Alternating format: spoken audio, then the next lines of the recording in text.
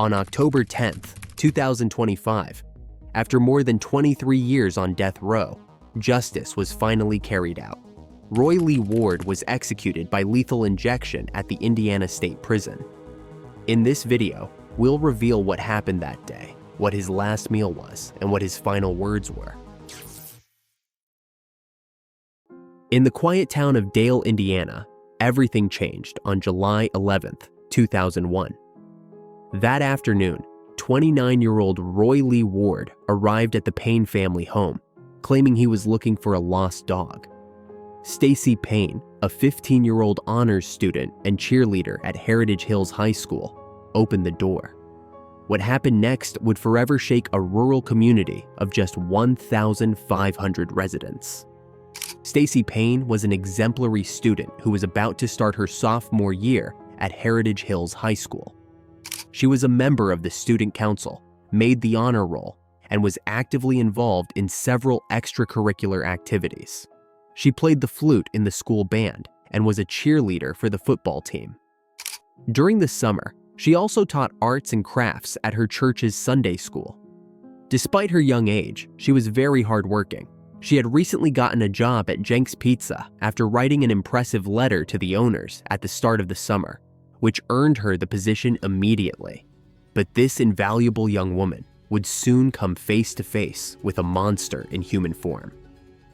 Around 12:30 p.m. on July 11th, 2001, Roy Ward arrived at the Payne family's residence. According to police reports, he pretended to be searching for a lost dog in order to gain the trust of 15-year-old Stacy Payne and convince her to let him into the house, while her younger sister Melissa, age 14, was sleeping upstairs. Although Stacy was wary and spoke with him briefly, Ward eventually forced his way inside, cut the phone lines, and attacked her brutally. Ward tied Stacy up and assaulted her with a knife and a 5-pound dumbbell, inflicting 18 blunt force wounds.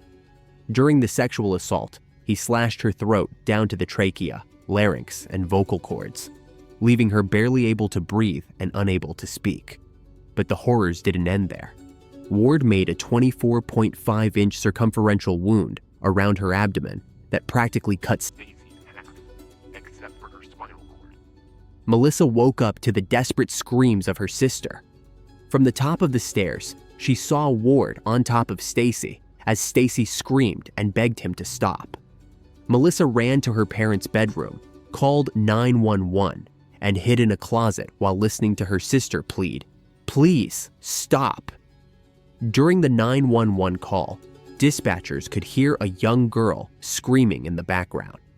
Matt Keller, the sheriff of the town of Dale, was at Heritage Hills High School discussing security measures for the upcoming fall festival when he was dispatched to the Payne residence. Initially, the call was described as, "A man who shouldn't be in the house is inside the house." But halfway there, Keller had a gut feeling that this wasn't going to be an ordinary call. When Keller arrived at the scene and opened the door, he made direct eye contact with Roy Lee Ward, who was standing in the doorway, covered in blood and holding a knife. Keller drew his gun and ordered him multiple times to get on the ground. "I ordered him to get down. The second time, he said, 'I didn't do anything.' And after the third command, he finally went down, right there in the doorway," Keller later recalled. After handcuffing Ward, Keller discovered Stacy lying on the kitchen floor, naked from the waist down, conscious but unable to speak due to the deep wounds to her throat.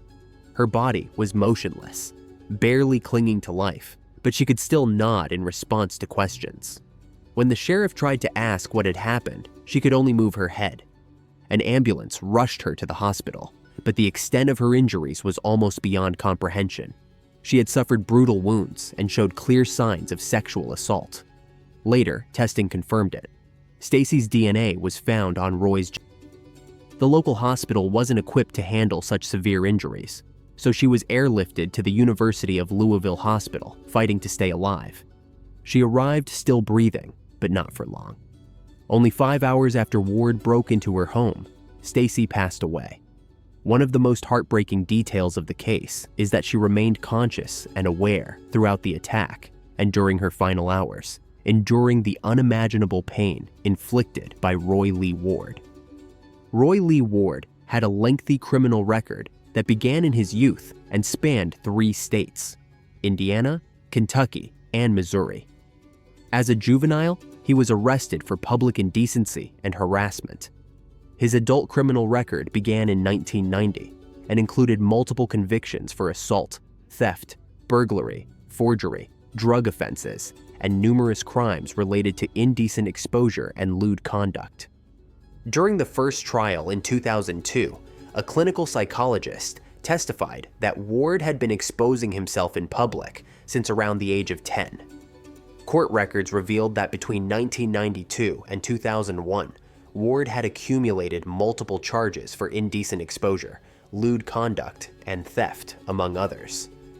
Even his defense attorney acknowledged that authorities had suspected him in additional indecency reports in Perry County, Indiana, and Hancock County, Kentucky. Ward had been sentenced to the Department of Corrections multiple times and had been given several opportunities for community supervision, failing many of them. At the time of the 2001 crime, he was on probation for a burglary in Missouri.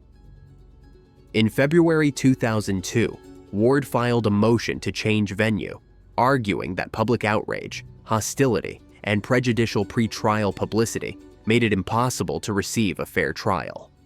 Evidence presented at the hearing included several local and regional newspaper articles, as well as TV news stories that were graphic and detailed, but generally accurate.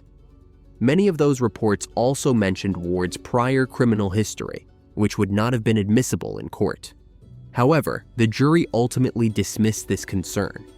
In December 2002, Ward was found guilty of murder, rape, and criminal deviant conduct, and he was sentenced to death.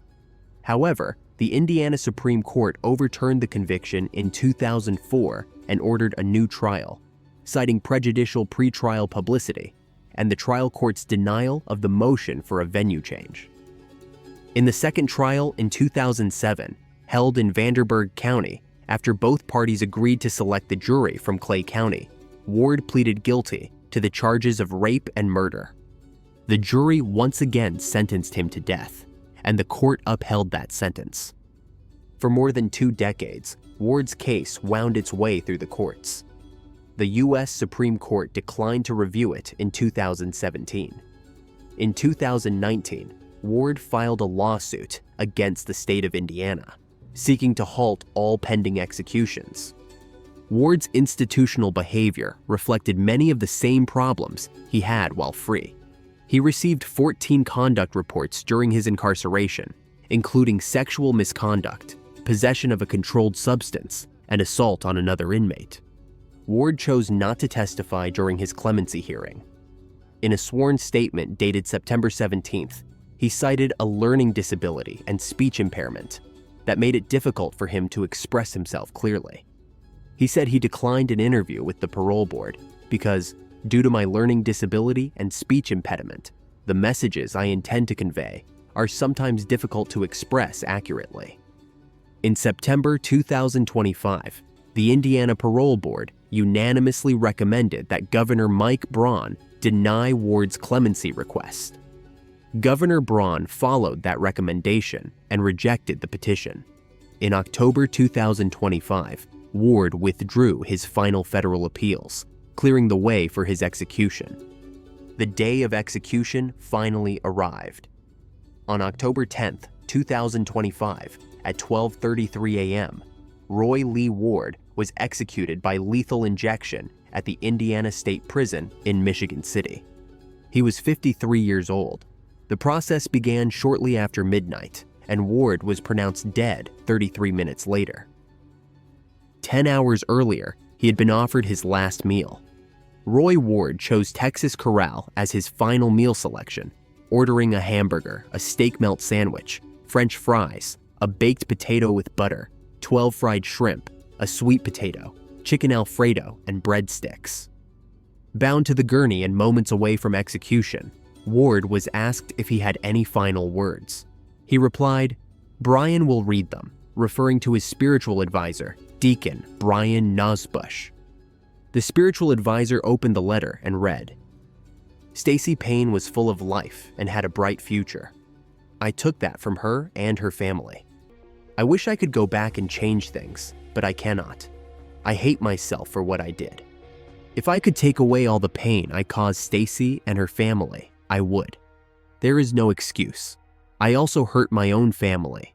I wish I could take that away. I have asked God for forgiveness, though I feel I do not deserve it and cannot forgive myself.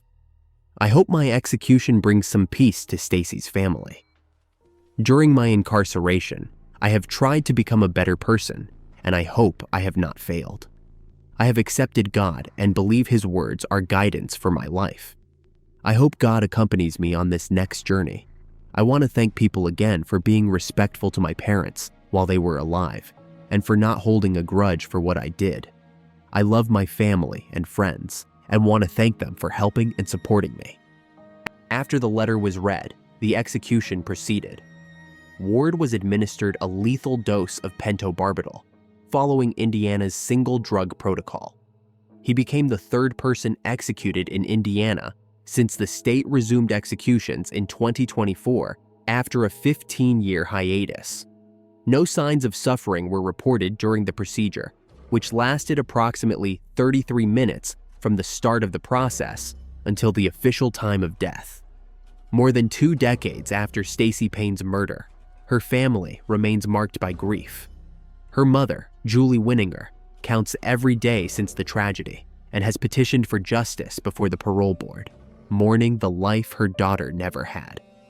Stacy's father still lives in the home where the crime occurred, surrounded by memories, though he chose not to attend Ward's execution.